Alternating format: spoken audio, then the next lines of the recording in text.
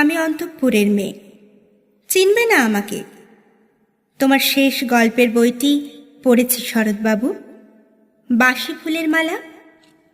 তোমার নায়িকা এলোকেশের মরণ দশা ধরেছিল ৩৫ বছর বয়সে।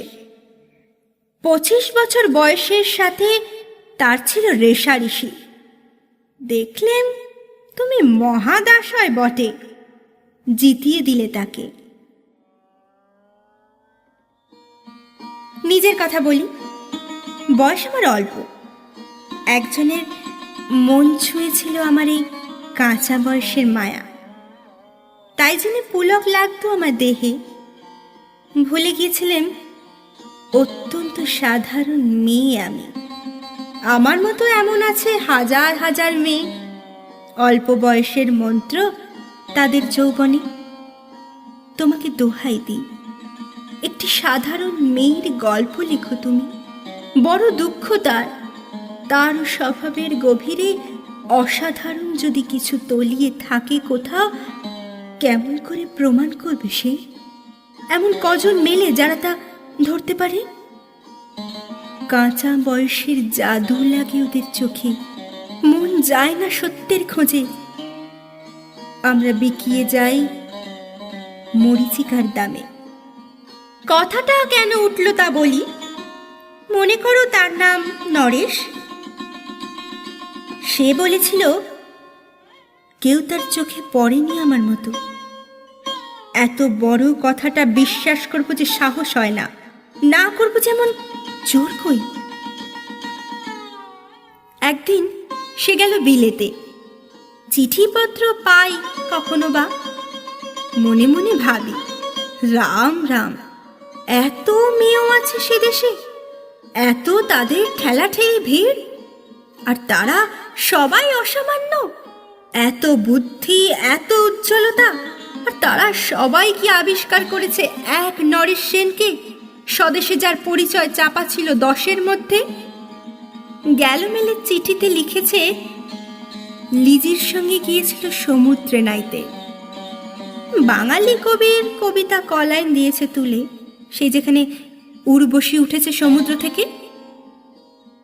তারপরে বালির পরে বসলো পাশাপাশি, সামনে দুলছে নীল সমুদ্রের ঢেউ,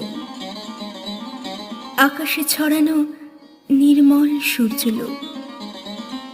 লিজি তাকে খুব আস্তে আস্তে বললে, এই সেদিন তুমি এসেছ, 2 দিন পরে যাবে চলে।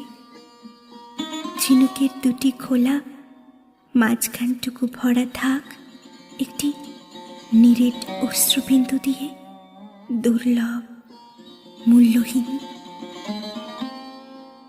কথা বলবার কি অসামান্য ভঙ্গি! সেই সঙ্গে নরেশ লিখেছে, কথাগুলো যদি বানানো হয় দোষ কি, কিন্তু চমৎকার। হিরে বসানো সোনার ফুল কি সত্য, তবু কি সত্য নয়? বুঝতেই পারছো, একটা তুলনার সংকেত ওর চিঠিতে অদৃশ্য কাঁটার মতন আমার বুকের কাছে বিধিয়ে দিয়ে জানায় আমি অত্যন্ত সাধারণ মেয়ে। মূল্যবানকে পুরো মূল্য চুকিয়ে দিয়ে এমন ধন নেই আমার হাতে। ওগো ওগো, না হয় তাই হলো, না হয় ঋণেই রইলাম চিরজীবন। পায়ে পড়ি তোমার, একটা গল্প লেখো তুমি শরৎবাবু, নিতান্ত সাধারণ মেয়ের গল্প, যে দুর্ভাগিনীকে দূরের থেকে পাল্লা দিতে হয় অন্তত 5-7 জন অসামান্যার সঙ্গে, অর্থাৎ সপ্তরথিনীর মার। বুঝে নিয়েছি আমার কপাল ভেঙেছে, হার হয়েছে আমার। কিন্তু তুমি যার কথা লিখবে তাকে জিতিয়ে দিও আমার হয়ে। পড়তে পড়তে বুক যেন ওঠে ফুলে, ফুলচন্দন পড়ুক তোমার কলমের মুখে। তাকে নাম দিও মালতী। নামটা আমার, ধরা পড়বার ভয় নেই। এমন অনেক মালতী আছে বাংলাদেশে, তারা সবাই সামান্য মেয়ে। তারা ফরাসি, জার্মানি জানে না, কাঁদতে জানে। কি করে জিতিয়ে দেবে? উচ্চ তোমার মন, তোমার লেখনী মহীয়সী। তুমি হয়তো ওকে নিয়ে যাবে ত্যাগের পথে, দুঃখের চরমে শকুন্তলার মতো। দয়া করো আমাকে, নেমে এসো আমার সমতলে। বিছানায় শুয়ে শুয়ে রাত্রির অন্ধকারে দেবতার কাছে যে অসম্ভব বর মাগি, সেই বর আমি পাবো না। কিন্তু পায় যেন তোমার নায়িকা। রেখো না কেন নরেশকে 7 বছর লন্ডনে, বারে বারে ফেল করুক তার পরীক্ষায়, আদরে থাক তার উপাসিকা মণ্ডলীতে। ইতিমধ্যে মালতী পাশ করুক এমএ, কলকাতা বিশ্ববিদ্যালয়, গলিতে হোক প্রথম তোমার কলমের এক আঁচড়ে।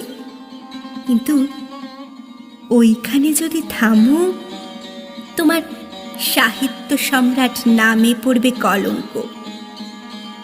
আমার দশা যাই হোক, খাটো করো না তোমার কল্পনা। তুমি তো কৃপণ নও বিধাতার মতো। মেয়েটাকে দাও না পাঠিয়ে ইউরোপে। সেখানে সেখানে যারা জ্ঞানী, যারা বিদ্বান, যারা বীর, যারা কবি, যারা শিল্পী, যারা রাজা দল বেঁধে আসুক ওর চারদিকে। জ্যোতির্বিদের মতো আবিষ্কার করুক ওকে, শুধু বিদুষী বলে নয়, নারী বলে। ওর মধ্যে যে বিশ্ববিজয়ী জাদু আছে, ধরা পড়ুক তার রহস্য। নূরের দেশে নয়, যে দেশে আছে সমাজদার, আছে দরদি, আছে ইংরেজ, জার্মান, ফরাসি। মালতীর সম্মানের জন্য সভা ডাকা হোক না, বড় বড় নামজাদার সভা। মনে করা যাক সেখানে বর্ষণ হচ্ছে মুষলধারে চাটু বাক্য, মাঝখান দিয়ে চলেছে সে অবহেলায়। ঢেউয়ের ওপর দিয়ে যেমন পালের নৌকা। ওর চোখ দেখে ওরা করছে কানাকানি।